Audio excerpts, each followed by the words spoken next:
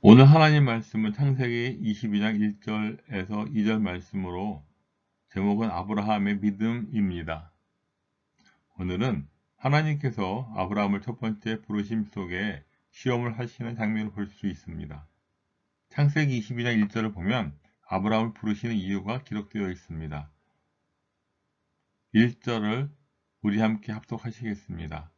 그 일 후에 하나님이 아브라함을 시험하시려고 그를 부르시되 아브라함아 하시니 그가 이르되 내가 여기 있나이다 라고 기록하고 있습니다. 하나님께서 하시는 그 시험이 무엇이었을까요? 2절을 또한 함께 합독하시겠습니다. 여호와께서 이르시되 내 아들 내 사랑하는 독자 이삭을 데리고 모리아 땅으로 가서 내가 내게 일러준 한 산 거기서 그를 번제로 드리라 라고 말씀하신 것입니다. 그로 인해 아브라함은 아내에게 아무런 말도 하지 않고 주신 그 말씀의 번민도 없이 태연하게 아들을 번제로 드리러 가는 것입니다. 아브라함은 아침 일찍이 일어나 나귀의 안장을 지우고 두 종과 그의 아들 이삭을 데리고 번제에 쓸 나무를 쪼개어 준비를 한 다음에 하나님이 자기에게 일러주신 곳으로 출발하는 장면을 보여주고 있는 것입니다. 아브라함이 아니면 할 수 없는 일이라는 것을 우리는 잘 알 수가 있습니다. 생각해 보시면 알 수 있듯이 100살에 얻은 하나님께서 주신 아들입니다. 그런데 하나님은 아들에 대해 무엇을 하라고 하셨습니까? 바로 독자 이삭을 데리고 일러준 산으로 가서 번제를 드리라고 하십니다. 우리로서는 생각조차 할 수 없는, 아니 생각조차 하기 싫은 그런 일이었는데요.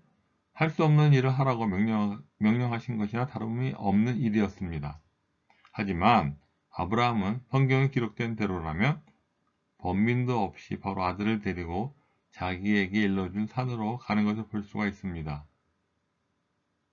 번제에 쓸 나무를 쪼개어 가지고 떠난 것입니다. 여기서 번제란 무엇을 뜻하는지 잠시 알아보겠습니다. 번제를 뜻하는 히브리어 올라라는 단어는 그 뜻이 올라가다, 실어 올리다, 높이다 라는 말입니다. 위로 드려지는 제사 혹은 위로 올라가는 제사를 뜻합니다. 이러한 단어의 의미는 불에 태워진 희생 제물의 향기가 하나님께 상달된다는 의미를 포함하고 있습니다. 구약 성경 레위기에 나오는 5대 제사에는 번제, 소제, 화목제, 그리고 속죄제와 속건제 이렇게 5가지가 있습니다. 그 중에 번제는 글자 그대로 짐승을 태워서 드리는 제사입니다. 그리고 소제는 곡식을 빻은 가루나 빵을 드리는 제사라고 할 수가 있습니다. 이러한 번제는 일반적인 제사로서 오늘날로 말하면 일반적으로 교회에서 드리는 예배와 같은 것으로 볼 수가 있습니다. 번제에 사용되는 제물은 수송아지, 수양, 수염소 혹은 비둘기입니다. 이 모든 제물은 반드시 흠이 없고 일련된 수컷임을 그 특징으로 하고 있습니다. 하지만 아브라함에게 말씀하신 번제의 제물은 바로 아들 이삭이었습니다. 이삭을 번제의 제물로 하나님은 내놓으라고 아브라함에게 말씀하신 것입니다. 이 시험에 대해 아브라함은 난감했을 것입니다. 아들 이삭을 죽여서 태워 제단을 쌓으라는 것을 요구했기 때문입니다. 아브라함은 성실하게 말씀에 순종을 하였습니다. 독자 이삭을 데리고 모리아 땅으로 가서 거기서 그를 번제로 드리라고 합니다. 3일을 걸려 모리아 땅으로 가서 올라갑니다. 그리고 하나님 말씀에 의지하여 결심을 하는 것입니다. 이때 종들에게 하는 말이 있습니다. 산에 올라가기 전에 아브라함이 종들에게 말합니다. 너희는 나귀와 함께 여기서 기다리라. 내가 아이와 함께 저기 가서 예배하고 우리가 너희에게로 돌아오리라 하고 말한 것입니다. 우리는 함께 생각해 볼 때 아브라함은 진정 아들 이삭을 죽여 번제로 태워 올려 드리겠다고 말하는 것입니다. 그런데 여기서 2가지의 뜻을 담은 아브라함의 말이 보여집니다. 첫째는 제단에 바쳐질 아들 이삭입니다. 곧 불에 태워질 예정인 이삭에 대해서 아브라함은 우리가 너희에게로 돌아오리라 라고 말한 장면입니다. 둘째로 죽은 아들 이삭이 살아서 종들이 있는 곳을 함께 돌아올 것을 또한 예고하고 있는 것입니다. 이 내용을 미루어 보면 아브라함은 부활신앙을 갖고 있었다는 말이 됩니다. 왜냐하면 죽어서 제물로 드려질 이삭과 또 살아서 되돌아갈 이삭을 생각하고 있었기 때문입니다. 이삭에 대하여 죽음과 부활을 가능케 하는 내용이 되겠습니다. 하나님께서는 아브라함의 믿음을 보고 계시는 것이죠. 그리고 아들 이삭을 죽이기 전까지 하나님께서는 이 둘을 살펴보고 계신다 라는 것입니다.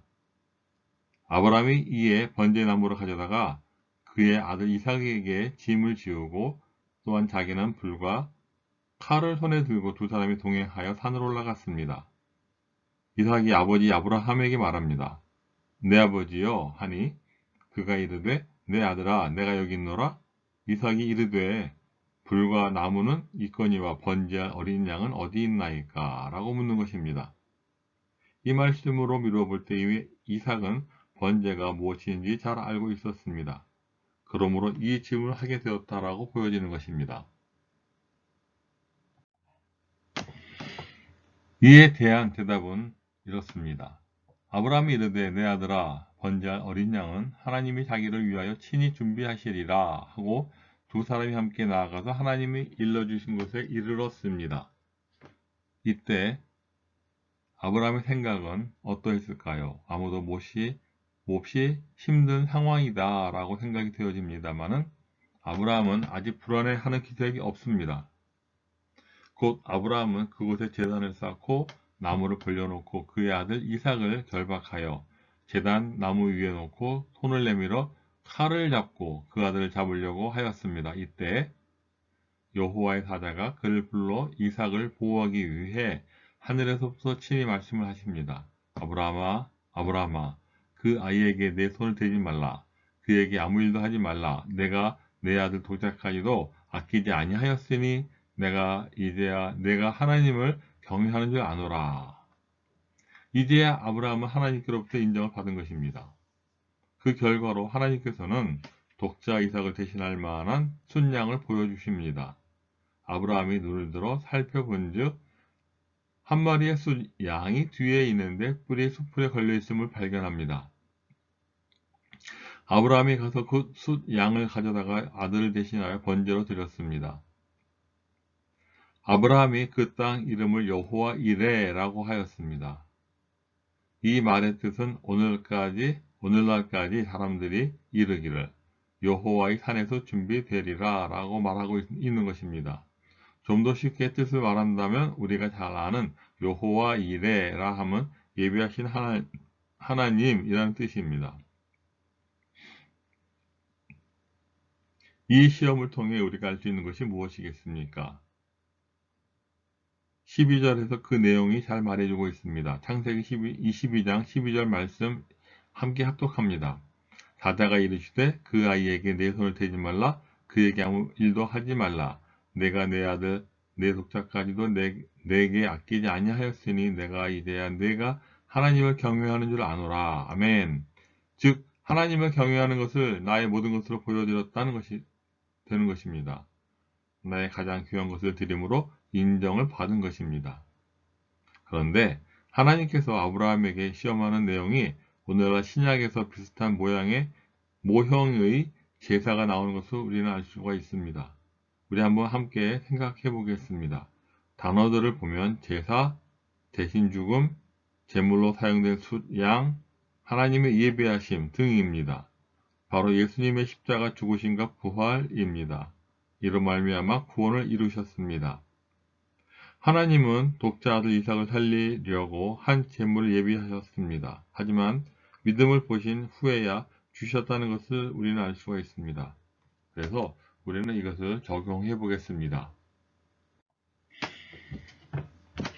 우리가 죄에 대하여 죽게 된 사람들입니다. 하지만 하나님의 크신 사랑을 통해 지혜와 능력으로 인간들을 구원하십니다. 그래서 죽게 된 우리들을 살리시려고 대신 어린 양 예수 그리스도를 십자가에 달려 죽게 하셨습니다. 그 예수는 메시아이시며 성자 하나님이셨습니다. 이를 믿는 자들에게 영원한 생명을 얻게 하신 것입니다. 예수님을 믿으십시오. 그 믿음으로 마음속에 예수님을 영접하셔서 하나님의 아들이 되는 것입니다. 하나님 나라의 백성이 되는 것입니다. 아멘. 요한복음 1장 12절부터 16절까지의 말씀을 우리 함께 합독합니다. 12절입니다. 영접하는 자 곧 그 이름을 믿는 자들에게는 하나님의 자녀가 되는 권세를 주셨으니 13절 이는 혈통으로나 육정으로나 사람의 뜻으로 나지 아니하고 오직 하나님께로부터 난 자들이니라. 15절 이는 그를 믿는 자마다 영생을 얻게 하려 하심이니라. 16절 하나님이 세상을 이처럼 사랑하사 독생자를 주셨으니 이는 그를 믿는 자마다 멸망하지 않고 영생을 얻게 하려 하심이라. 아멘. 자, 이제 말씀을 정리하겠습니다. 아브라함을 통해 여호와 하나님께서 말씀을 하십니다. 내가 나를 가리켜 맹세하노니 내가 이같이 행하여 내 아들 내 독자도 아끼지 아니하였은즉 내가 내게 큰 복을 주고 내 씨가 크게 번성하여 하늘의 별과 같고 바닷가의 모래와 같게 하리니 내 씨가 그 대적의 성문을 차지하리라. 또 내 씨로 말미암아 천하 만민이 복을 받으리니 이는 내가 나의 말을 준행하였음이니라 라고 말씀하시는 것입니다. 하나님께서 계속해서 말씀을 하십니다.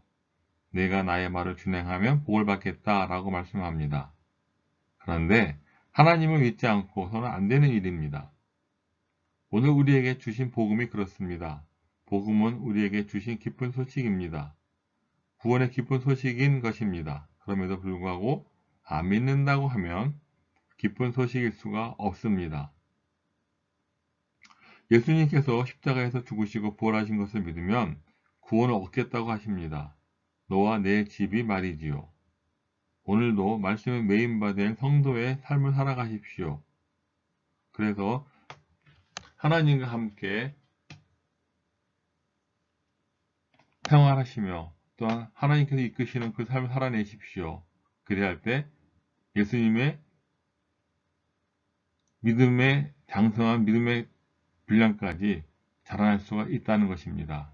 그래서 하나님과 함께하는 삶을 살아내기를 간절히 소망합니다. 여러분을 예수 그리스도 이름으로 축복합니다. 아멘.